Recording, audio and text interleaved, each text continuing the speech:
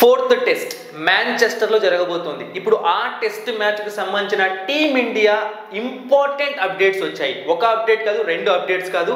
ఒకటి కరుణ్ నేర్, రెండు జస్ప్రీత్ బుమ్రా, మూడు హర్షదీప్ సింగ్, నాలుగు మరీ important Rishabh Pant update. So వీళ్ళలో ఎవరైనా ఆడుతున్నారా, బయటకు వెళ్తున్నారా, ఏంటి పరిస్థితి? అండ్ ఇంకొక పెద్ద షాకింగ్ న్యూస్ ఏంటి అంటే SRH అండ్ KKR మధ్య ఒక ట్రేడ్ జరగబోతోంది 2026 IPLకి ముందు. సో వెంకటేష్ అయ్యర్ని SRH టీంలోకి తీసుకోవాలని చూస్తుంది. మరి SRH టీం ఎవరిని ట్రేడ్ చేయబోతోంది? సో ఇలాంటి ఇంపార్టెంట్ అప్డేట్స్ ఈ వీడియోలో తెలుసుకుందాము. సో ఫస్ట్ మనం కరుణ్ నేర్తో స్టార్ట్ చేద్దాము. బ్యాక్ టు బ్యాక్ 3 టెస్టులో అవకాశం వచ్చింది, 3 టెస్టులో కూడా ఫెయిల్ అయ్యాడు. సో కరుణ్ నేర్ని తీసేయాలి అని చెప్పి ప్రతి ఒక్కరు కోరుకుంటున్నారు. అయితే టీమిండియా అసిస్టెంట్ కోచ్ టెన్ డెస్కెట్ చెప్పిన కొన్ని విషయాలు చూసాము అంటే 4th టెస్ట్లో మళ్ళీ కరుణ్ నేర్కి ఛాన్స్ వచ్చే అవకాశం ఉంది. మరి కరుణ్ నేర్కి అవకాశం ఇవ్వడం కరెక్టా కాదా మీరు కామెంట్ సెక్షన్లో కామెంట్ చేయండి. ఎందుకంటే బెంచ్లో చాలామంది ప్లేయర్స్ ఉన్నారు. మరీ ముఖ్యంగా సాయి సుదర్శన్ ఒక టెస్ట్ మ్యాచ్ అవకాశం ఇచ్చారు అంతే. బట్ అతని వైపు చూడకుండా 3 టెస్టులు ఫెయిల్ అయిన కరుణ్ నేర్ వైపు ఎందుకు చూస్తున్నారు? దీనికి టెన్ డెస్కెట్ చెప్పిన సమాధానం ఏంటి అంటే కరుణ్ నేర్లో మేము చాలా మంచి రిథం చూస్తున్నాము. తను తక్కువ రన్స్ చేసి ఉండొచ్చు. ఎస్, మేము నంబర్ 3లో రన్స్ అన్నవి ఎక్స్పెక్ట్ చేస్తున్నాము. బట్ తనలో మంచి రిథం ఉంది. తను అంటే అవుట్ కాకుండా కుదురుకుంటే ఖచ్చితంగా లాంగ్ ఇన్నింగ్స్ ఆడతాడు అన్న నమ్మకం ఉంది అని చెప్పి తను చెప్పాడు. సో దీన్ని బట్టి చూసాము అంటే వాళ్ళు పాజిటివ్గానే ఉన్నారు. 4th టెస్ట్లో మళ్ళీ కరుణ్ నేర్కి అవకాశం ఇవ్వబోతున్నారు అని చెప్పి వార్తలు వస్తున్నాయి. సో నన్ను అడిగితే మాత్రం ఎస్ కరెక్టే. కరుణ్ నేర్లో మనం కూడా ఏం చెప్పామన్నా, దరిద్రము లక్ లేకపోవడం వల్లే కరుణ్ నేర్ అవుట్ అవుతున్నాడు. కానీ మంచి మంచి షాట్లు ఆడుతున్నాడు, కొద్దిసేపు కుదురుకుంటున్నాడు, ఆ 30-40 రాగానే అవుట్ అవుతున్నాడు అని చెప్పి డిస్కస్ చేశాం. సో అది అన్లక్కీ డిస్మిసల్స్ ఒప్పుకుంటాను. కానీ బ్యాక్ టు బ్యాక్ 3 మ్యాచ్లు అవకాశం ఇచ్చాక ఇంకొక కొత్త ప్లేయర్కి అవకాశం ఇస్తే ఏమన్నా ఆడతాడేమో, ఇదెందుకు ఆలోచించట్లేదు టీమ్ మేనేజ్మెంట్? సో మేబీ తనకు ఆ ఇంగ్లాండ్ పిచ్లు సెట్ అవ్వకపోయి ఉండొచ్చు. మేబీ నెక్స్ట్ మళ్ళీ ఇంకొక సిరీస్లో ఆడతాం, ఇండియాలో ఆడతాం, అప్పుడు కరుణ్ నేర్కి ఛాన్స్ ఇస్తే బాగుంటుందేమో అనిపిస్తుంది. చూద్దాం, ఇది నా ఒపీనియన్ అనమాట. ఇక నెక్స్ట్ ఇంకో అప్డేట్ హర్షదీప్ సింగ్కి సంబంధించింది. బేసిక్గా 4th టెస్ట్ ప్లేయింగ్ గ్రౌండ్లోకి హర్షదీప్ సింగ్ వస్తాడు అని చెప్పి వార్తలు వచ్చాయి. అంటే 3rd టెస్టే తను రావాలి, బట్ తీసుకోలేదు. 4th టెస్ట్లోకి తీసుకోవాలని ప్లాన్ చేశారు. ప్రాక్టీస్ అలానే జరిగింది. బట్ 2 days బ్యాక్ ఒక ఇంజురీ అయింది. హర్షదీప్ సింగ్ లెఫ్ట్ హ్యాండ్కి ఒక కట్ అయింది అనమాట ప్రాక్టీస్ చేసేటప్పుడు. దీంతో తను ప్రెజెంట్ అయితే ప్రాక్టీస్ సెషన్స్లో పాల్గొనట్లేదు. సో మరి హర్షదీప్ సింగ్ ఉంటాడా లేదన్నది తెలియాలి అంటే ఏంటంటే మ్యాటర్ ఏడా 19th, ఈరోజు 18th కదా, 19th మన వాళ్ళు మాంచెస్టర్కి వెళ్తారనమాట. సో వెళ్ళిన తర్వాత మనకు టైం ఉంది ఇంకా టెస్ట్ మ్యాచ్ స్టార్ట్ అవ్వడానికి. సో అంతలోపు తన ఇంజురీ అంటే అదేం ఫిట్నెస్ ఇష్యూ కాదు, ఇంజురీ కట్ అయిందంట. సో అది తగ్గిపోయి తనకు పెయిన్ ఏమీ లేదు అంటే తను ప్లేయింగ్లోకి వచ్చే అవకాశం ఉంది. లేదా ఇంకా హర్షదీప్ సింగ్ వెయిట్ చేయాల్సిందే టెస్ట్ డెబ్యూ కోసం. సో ఫస్ట్ టెస్ట్ నుంచి అవకాశం వస్తుంది అనుకుంటున్నాము, కానీ రావట్లేదు. చూద్దాం ఏం జరుగుతుందో. ఇప్పుడు ఇంపార్టెంట్ అప్డేట్ అనమాట రిషబ్ పంత్కు సంబంధించింది. సో 3rd టెస్ట్ ఆడేటప్పుడు రిషబ్ పంత్ ఇండెక్స్ ఫింగర్కి ఒక ఇంజురీ అయిన విషయం మీకు తెలిసిందే. తను వికెట్ కీపింగ్ చేయకుండా బ్యాటింగ్ మాత్రమే చేశాడు.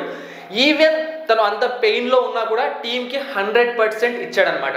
అయితే ఇప్పుడు 4th టెస్ట్ తను లేకుండా టీమిండియా వస్తుందా అన్న డౌట్స్ కొన్ని ఏర్పడ్డాయి. దీనిపైన టెన్ డెస్కెట్ మాట్లాడుతూ ఏం చెప్పాడు అంటే రిషబ్ పంత్ 100% మాంచెస్టర్లో బ్యాటింగ్ చేస్తాడని చెప్పాడు. సో దీని అర్థం ఏంటి? బ్యాటింగ్ అయినా చేయిస్తాము. సో అంటే ఇండెక్స్ ఫింగర్ ప్రాబ్లం వచ్చింది, వికెట్ కీపింగ్ చాలా కష్టం కంపేర్ టు బ్యాటింగ్. బ్యాటింగ్ కూడా కష్టమే, పెయిన్ ఉంటుంది, బట్ వికెట్ కీపింగ్ ఇంకా కష్టం అనమాట. పొరపాటుగా బాల్ తగలడం అలాంటివి జరిగితే చాలా పెద్ద ఇంజురీ అయ్యే అవకాశం ఉంది.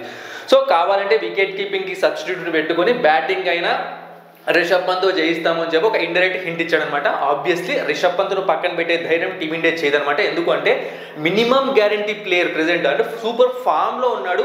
ఇంగ్లాండ్లో మంచి రికార్డు ఉన్న ప్లేయరు. మనం ఇంకొకరిని నమ్మడంలో తప్పు లేదు, కానీ బెస్ట్ ప్లేయర్ ఫామ్లో ఉన్నప్పుడు కొంచెం రిస్క్ చేయడం కరెక్ట్ అనుకుంటుంది టీమ్ మేనేజ్మెంట్. ఎందుకంటే మనం సిరీస్లో వెనకపడి ఉన్నాము. ఖచ్చితంగా ఈ 4th టెస్ట్ గెలవాలని కోరుకుంటుంది టీమిండియా. అండ్ దీనికి సంబంధించిన ఇంకొక అప్డేట్ కూడా నెక్స్ట్ నేను చెప్తాను అనమాట. సో బుమ్రా విషయం మాట్లాడదాం first. So Bumrah 4th test ఆడుతున్నాడా లేదా అంటే టెన్ డెస్కెట్ చెప్పిన సమాధానం ఖచ్చితంగా హీఈస్ ప్లేయింగ్ అనమాట. అయితే మీ అందరికీ తెలుసు 5 టెస్టుల్లో బుమ్రా 3 టెస్టులు మాత్రమే ఆడతాడు. So already 2 ఆడేశాడు. ఇప్పుడు ఆడితే 4th టెస్టే లాస్ట్ టెస్ట్ అవుతుంది. అంటే ఈ సిరీస్లో ఇక 5th టెస్ట్ తను ఆడాడు, రెస్ట్, వర్క్లోడ్ మేనేజ్మెంట్ కింద. సో దీని ప్రకారం చూసుకున్నప్పుడు బుమ్రా 4th టెస్ట్ ఆడడం అవసరమా అంటే ఖచ్చితంగా అవసరం. ఎందుకంటే 5 మ్యాచ్ల ఈ టెస్ట్ సిరీస్లో 2-1 మనం ఒక మ్యాచ్ గెలిచాం, వాళ్ళు 2 గెలిచారనమాట. సో ఇప్పుడు ఈ 4th టెస్ట్ ఒకవేళ మనం ఓడిపోయాం అనుకోండి, సో అంటే ఓడిపోవడం డ్రా కాదు, ఓడిపోయాం అనుకోండి, ఖచ్చితంగా ఇక సిరీస్ వాళ్ళ వైపు వెళ్ళిపోతుంది. సో టీమిండియా రిస్క్ చేయాలనుకోవట్లేదు, ఖచ్చితంగా ఈ 4th టెస్ట్ గెలవాలనుకుంటుంది. అందుకే ఇంపార్టెంట్ ప్లేయర్ అయిన బుమ్రాని 4th టెస్ట్ ఆడించాలని ఫిక్స్ అయిపోయింది. బేసిక్గా ప్లాన్స్ అవి కాదనమాట. 3rd test ఆడాక 4th test rest, మళ్ళీ 5th టెస్ట్ బుమ్రా ఆడేవాడు. బట్ అనుకోని విధంగా మనం 22 రన్స్తో ఓడిపోయాం 3rd టెస్ట్, అందుకే బుమ్రాని ఆడిస్తున్నారనమాట. అయితే ఇంకొక పెద్ద మ్యాటర్ ఏంటి అంటే ఇక్కడ ఈ 4th టెస్ట్ మొత్తం జరుగుతుందా, డ్రా అవుతుందా, ఆగిపోతుందా, ఎవరికి క్లారిటీ లేదు. ఎందుకు అంటే 5 రోజులు కూడా వర్షం పడే అవకాశం ఉంది. సో ఇలా వర్షం పడే మ్యాచెస్ టెస్ట్ క్రికెట్లో ఎక్కువ జరిగితే రిజల్ట్స్ వస్తాయి, చాలా తక్కువ సందర్భాల్లో వస్తాయన్నమాట. సో మరి ఏం జరుగుతుంది, బుమ్రాని పెట్టుకోవడం వేస్ట్ అయిపోతుందా, ఉంటాడా, లేకుంటే టెస్ట్ మ్యాచ్ అస్సలు జరగలేదు అనుకోండి, ఒకవేళ బుమ్రా బౌలింగ్కే రాలేదు అనుకోండి, సో వర్షం వల్ల సో ఖచ్చితంగా 5th టెస్ట్ మళ్ళీ ఆడిస్తారు. ఎందుకంటే రెస్ట్ ఉన్నట్టే కదా అసలు బౌలింగ్కే రాకుంటే. సో అలా ఏమైనా ప్లాన్ చేస్తుందేమో, చూద్దాం ఏం జరుగుతుందో. బట్ మాంచెస్టర్ టెస్ట్ ఖచ్చితంగా గెలవాలని కోరుకుందాము. సో ఏం జరుగుతుందో తెలియదు ఇంకా ఎప్పటికైతే. ఇది పరిస్థితి. ఇప్పుడు మెయిన్ SRH కీలక అప్డేట్ విషయానికి వద్దాము. సో ఇషాన్ కిషన్ని కేకేఆర్కి ట్రేడ్ చేయాలని కోరుకుంటుంది సన్ రైజర్స్ హైదరాబాద్. ఎవరి కోసం? వెంకటేష్ అయ్యర్ కోసం. ఏంటి ఈ గేమ్ ప్లాన్, ఎందుకు? సో మీరు బాగా చూశారు అంటే కేకేఆర్కి ఒక solid Indian wicket keeper batsmen అవసరం ఉందన్నమాట. సో అదే టైంలో SRHకి నంబర్ 3, నంబర్ 4 ఆ మిడిల్ ఆర్డర్లో ఆడే ప్లేయర్ అనమాట. సో ఇషాన్ కిషన్ ఇప్పుడు ప్రెసెంట్ ఆడుతున్న ప్లేయర్, ఎందుకంటే ఓపెనింగ్ పరంగా వాళ్ళకి ఎటువంటి ఇష్యూస్ లేవు, వాళ్ళు ఫిక్స్ అయిపోయారు ట్రావిస్ హెడ్, అభిషేక్ శర్మ.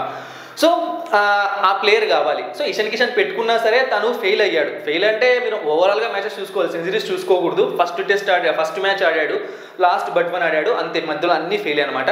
ఈ సైడ్ వెంకటేశ్వర్ కూడా ఫెయిలే. వెంకటేశ్వర్ కోసం చాలా ఖర్చు పెట్టింది కేకేఆర్, బట్ పూర్తిగా అటర్ ఫ్లాప్ అయ్యాడు. బట్ వీళ్ళ ఆలోచనలు ఎలా ఉన్నాయి అంటే చెప్పా కదా, వాళ్ళకి అవసరం ఉంది, ఇక్కడ వీళ్ళ అవసరం ఉందన్నమాట. ఎందుకంటే ఇక్కడ ఇషాన్ కిషన్ లేకున్నా కూడా వికెట్ కీపింగ్ చేయడానికి వీళ్ళ టీంలో హెన్రీ క్లాసన్ ఉన్నాడు. ఆ సైడ్ ఇండియన్ వికెట్ కీపర్ లేకపోవడం వల్ల వాళ్ళు ఒక ఓవర్సీస్ ప్లేయర్ని ఓపెనర్ రూపంలో పంపించాల్సి వస్తుంది. సో అదే ఇషాన్ కిషన్కి వెళ్ళాడు అనుకోండి, తను ఓపెనర్గా వచ్చేస్తాడు. సో అది ఇషాన్ కిషన్కి ప్లస్ అవుతుంది, కేకేఆర్కి ప్లస్ అవుతుంది. బట్ వెంకటేష్ అయ్యర్ ఈ టీంకి సెట్ అవుతాడా? సో నేనేమంటున్నాను అంటే వెంకటేష్ అయ్యర్ యాజ్ ఏ ఓపెనర్గా స్టార్ట్ చేసినప్పుడు కేకేఆర్లో కెరియర్ చాలా అద్భుతంగా ఉంది. తర్వాత తన బ్యాటింగ్ పొజిషన్స్ మారే కొద్దీ తన గ్రాఫ్ డౌన్ అవుతూ వచ్చింది. ఇప్పుడైనా సరే తను SRHలోకి వస్తే ఓపెనర్గా ఆడలేడు. సో మరి ఇవన్నీ SRH ఆలోచిస్తూనే ఉంటుంది, ఖచ్చితంగా ఆలోచించే డెసిషన్స్ తీసుకుంటారు. మరి ఇది రాంగ్ డెసిషన్ అవుతుందా, రైట్ డెసిషన్ అవుతుందా? బట్ ఒకటి మాత్రం కన్ఫర్మ్గా చెప్పగలను, ఇషాన్ కిషన్ కేకేఆర్కి వెళ్తే అది కేకేఆర్కి ఇషాన్ కిషన్కి ఇద్దరికి ప్లస్ అవుతుంది. కానీ వెంకటేష్ అయ్యర్ SRHకి వస్తే ప్లస్ అవుతుందా లేదా, మ్యాచ్లు జరిగే వరకు వెంకటేష్ అయ్యర్ గ్రౌండ్లో ఉండే వరకు మనకు క్లారిటీ లేదనమాట. సో ఇదనమాట. మరి మీరేమనుకుంటున్నారు, కరెక్ట్ డెసిషనా, రైట్ డెసిషనా, రాంగ్ డెసిషనా, జరుగుతుందా జరగదా? ట్రేడింగ్ అనేది అంత ఈజీగా జరగదు, న్యూస్ బయటకు వచ్చినంత మాత్రం జరగాలని కాదు, వాళ్ళ మధ్య డిస్కషన్ జరుగుతాయి, అమౌంట్స్ ఇవన్నీ కుదరాలి, చూద్దాం. ఇక నెక్స్ట్ సంజు శాంసన్ కూడా సిఎస్కే టీంకి వెళ్తున్నాడని ఒక న్యూస్ వస్తుంది, వెళ్ళట్లేదని ఒక న్యూస్ వస్తుంది, ట్రేడింగ్ జరుగుతుంది అంటున్నారు. అశ్విన్ని, శివం దుబేని ఇద్దరిని రాజస్థాన్ రాయల్స్కి ఇచ్చి సంజు శాంసన్ని ట్రేడ్ చేసుకోవాలనుకుంటుంది చెన్నై సూపర్ కింగ్స్ అంటున్నారు. నేను ఆల్రెడీ ఇంతకుముందు దీనిపైన వీడియో చేశాను, అందుకే దీన్ని పెద్దగా కవర్ చేయట్లేదు అనమాట. ఒకవేళ సంజు శాంసన్ సిఎస్కేకి వెళ్తే మాత్రం అది సిఎస్కేకి చాలా పెద్ద బూస్ట్ అవుతుంది, అలాగే సంజు శాంసన్ కెరియర్కి కూడా బూస్ట్ అవుతుంది. మరి దీనిపైన కూడా మీరు మీ రియాక్షన్ని కామెంట్ చేయండి. Thank you for watching and supporting me.